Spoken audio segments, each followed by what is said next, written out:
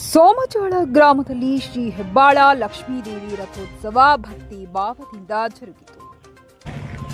ವಿಜಯಪುರ ಜಿಲ್ಲೆಯ ಆಲಮೇಲ ತಾಲೂಕಿನ ಸೋಮಜಾಳ ಗ್ರಾಮದಲ್ಲಿ ನೆಲೆಸಿರುವ ಶ್ರೀ ಹೆಬ್ಬಾಳ ಲಕ್ಷ್ಮೀದೇವಿಯ ವಾರ್ಷಿಕ ಮಹೋತ್ಸವದ ಅಂಗವಾಗಿ ರಥೋತ್ಸವವನ್ನು ಭಕ್ತಿ ಭಾವ ಹಾಗೂ ವಿಜೃಂಭಣೆಯಿಂದ ಜರುಗಿತು.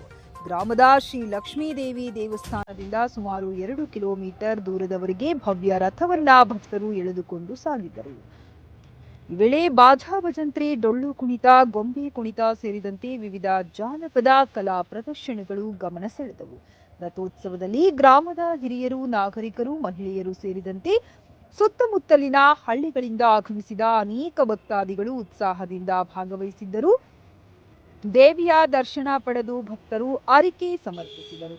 ಮಹೋತ್ಸವದ ಅಂಗವಾಗಿ ಒಟ್ಟು 9 ದಿನಗಳ ಕಾಲ ಅನ್ನಪ್ರಸಾದ ವ್ಯವಸ್ಥೆಯನ್ನ ಕಾಶಿನಾಥ್ ಕಂಬಾರ್ ಅವರು ಭಕ್ತರಿಗೆ ಒದಗಿಸಿದರು. ನೂರಾರು ಭಕ್ತರು ಅನ್ನಪ್ರಸಾದ ಸ್ವೀಕರಿಸಿ ದೇವಿಯ ಕೃಪೆಗೆ ಪಾತ್ರರಾದರು.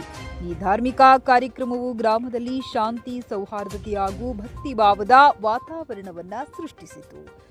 ವರದಿ ಶಂಕರ್ ಗೌಡ, ಹಚ್ಚಡದ.